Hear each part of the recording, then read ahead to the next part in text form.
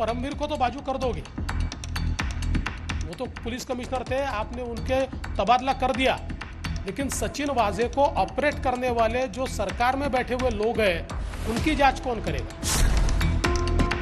हमारे मुख्यमंत्री जी press conference में उनको डिफेंड कर रहे थे। अगर इतने सबूत मेरे पास नहीं आते तो शायद उसको तो महात्मा ही ठहराया जाता। ये जो सारा घटनाक्रम है ये अकेले सचिन वाजे नहीं कर सकते। सचिन वाजे को ऑपरेट करने वाले पॉलिटिकल बॉसेस को ढूंढना पड़ेगा। क्या कोई पुलिस अफसर सिर्फ अपनी काबिलियत साबित करने के लिए देश के सबसे अमीर शख्स के घर के बाहर एक विस्फोटक से भरी कार खड़ी कर सकता है?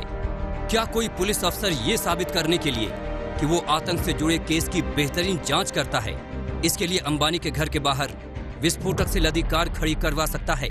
जी, इन्हीं सवालों ने महाराष्ट्र में भूचाल ला दिया है। और एंटिलिया केस में गिरफ्तार हुए encounter specialist assistant police commissioner Sachin वाजे को लेकर बीजेपी हमलावर हो चुकी है। इस पर उद्धव सरकार कितने दबाव में है, ये इस बात से साबित हो चुका है कि एंटिलिया केस में मुंबई पुलिस के कमिश्नर परमवीर सिंह का पैकअप हो चुका है। आज हम एंटिलिया केस में जांच कहां तक पहुंची है इसकी बात भी करेंगे। सचिन वाजे इस केस में इतने तगड़े कैसे फंस रहे हैं, बात इस पर भी होगी।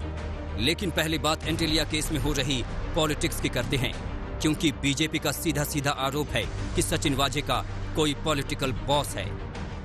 वाजे मामले में 21 दिन बीत जाने के पश्चात भी महाराष्ट्र की सरकार, तीनों दलों के नेता जिस प्रकार से वाजे का समर्थन कर रहे हैं, उसकी वकीली कर रहे हैं, यह स्पष्ट रूप से दर्शाता है कि यह नेता वाजे को बचा रहे हैं।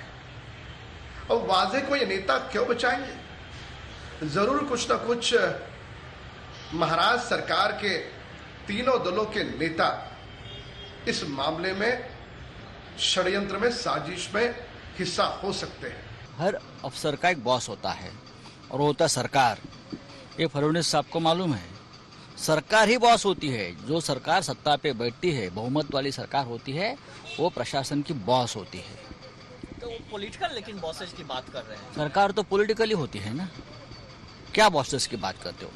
जब आप थे मुख्यमंत्री तो आप भी पॉलिटिकल बॉस थे सरकार के। उस वक्त परमवीर सिंह साहब हमारे जो है वो थाने के कमिश्नर थे, आपने उसकी अपॉइंटमेंट की थी, तो आप भी बॉस थे उस वक्त उसके। महाराष्ट्र के पूर्व मुख्यमंत्री देवेंद्र फडणवीस ने पुलिस अफसर सचिन वाजे की गिरफ्तारी और अंबानी के घर के सामने विस्फोटक रखने की घटना को लेकर कई बड़े खुलासे किए हैं। उन्होंने कहा कि 2018 में जब मैं मुख्यमंत्री था तब उद्धव ठाकरे ने सचिन वाजे को नौकरी में वापस लेने के लिए फोन किया था। जिस प्रकार से पुलिस महकमे से ही इस प्रकार की गाड़ी प्लांट की जाती है और उसके बाद की घटनाओं में इसमें की सबसे बड़ी कड़ी मनसुख हिरण, इनको जिस प्रकार से मर्डर उनका किया जाता है, जिस प्रकार से उनका खून किया जाता है, ये सारी चीजें मुंबई और महाराष्ट्र के इतिहास में इससे पहले कभी नहीं हुई। एनआईए ने एक मर्सिडीज कार को जब्त किया है और वो कार में 17 फरवरी को मनसुख हिरेन जी घूमे, इस तरह की एक जांच चल रही है।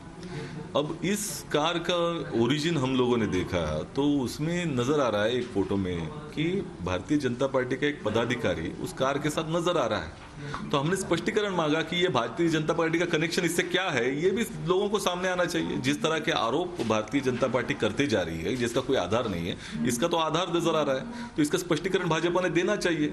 ये बीजेपी कनेक्शन इसमें क्या है?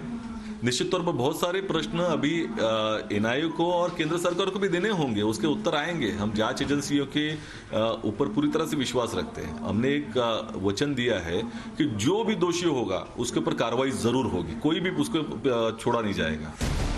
देवेंद्र फडणवीस ने शिवसेना पर यह आरोप भी लगाया कि सचिन वाजे का रिकॉर्ड खराब होते हुए भी उन्हें वापस लिया और वापस लेने के बाद मुंबई क्राइम ब्रांच की सबसे महत्वपूर्ण यूनिट क्राइम इंटेलिजेंस यूनिट का प्रमुख बनाया। फडणवीस ने सवाल किए कि सचिन वाजे को ऑपरेट कर रहे सरकार में बैठे उनके आका कौन हैं, उसे ढूंढकर निकालना होगा। एंटेलिया के पास जिलेटिन रखने का मकसद और मंशा जाननी चाहिए। कोई खास संदेश देने के लिए ऐसा किया गया।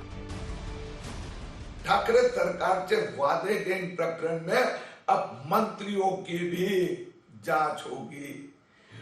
2 मंत्री भागदौड़ कर रहे थे, गृह मंत्री का भी इनिशिएटिव ढंग का रहा। एक आईपीएस ऑफिसर की तो जांच होगी, लेकिन मुंबई के पुलिस कमिश्नर परमवीर सिंह का भी एक्सप्लेनेशन चाहिए। जहां तक आरोप प्रति आरोप का सवाल है, 2 जांच एजेंसियां जांच कर रही हैं, एनआईए और एटीएस। अगर किसी भी व्यक्ति के पास, विरोधी पक्ष नेता के पास या भारतीय जनता पार्टी के नेताओं के पास कोई भी सबूत हो, तो वो दोनों एजेंसियों को जाकर देने का काम करें। उधर महाराष्ट्र के अमरावती से निर्दलीय सांसद नवनीत राणा ने सचिन वाजे की सुरक्षा को लेकर भी सवाल उठाए हैं। नवनीत राणा का कहना है कि कहीं कोई राजनीतिक बॉस सचिन वाजे को मनसुख हिरेन की तरह ठिकाने न लगा दे। अगर एनआईए ने सचिन वाजे को मुंबई पुलिस से बाजू में नहीं रखा, सिक्योर नहीं किया, उनसे बचा के नहीं रखा, तो मनसुख हिरेन होने में सचिन वाजे का ज्यादा वक्त नहीं लगेगा। तो मैं रिक्वेस्ट करूंगी इनको, एनआईए को, कि आपने सचिन वाजे को मुंबई पुलिस से बचा के रखना है और उन्हें सिक्योर करना है कि उनका मनसुख हिरेन होना नहीं चाहिए। और मुझे पता है कि आने वाले कुछ दिनों में महाराष्ट्र में बहुत ऐसे बड़े लीडरों के नाम जो मातोश्री तक जाते हैं, वो नाम बाहर आएंगे। ये इंक्वायरी में इतनी पक्की बात है, क्योंकि जिस हिसाब से उथल पथल ये महाराष्ट्र में हो रही है और मुंबई में सीपी की तबादला किया जाता है, उससे साफ दिखाई देता है कि बड़े लीडरों का पॉलिटिकल इस केस में बहुत बड़ा इन्वॉल्वमेंट है। तो मुझे लगता है कि एनआईए ने सचिन वाजे को सिक्योर किया जाए, मुंबई पुलिस से दूर किया जाए। 17 मार्च यानी बुधवार को जैसे ही मुंबई के पुलिस कमिश्नर परमवीर सिंह का ट्रांसफर हुआ, विपक्ष पूरी तरह से आक्रामक हो गया है। सचिन वाजे एनआईए की गिरफ्त में हैं। उसके जरिए नए नए खुलासों का दावा है, जबकि परमवीर सिंह पर गाज गिर चुकी है। लेकिन जिस तरह से मामला राजनीतिक तूल पकड़ रहा है, महाराष्ट्र के गृह मंत्री अनिल देशमुख पर भी दबाव बढ़ना तय है। मुंबई से सौरभ वक्तानिया के साथ आज तक ब्यूरो।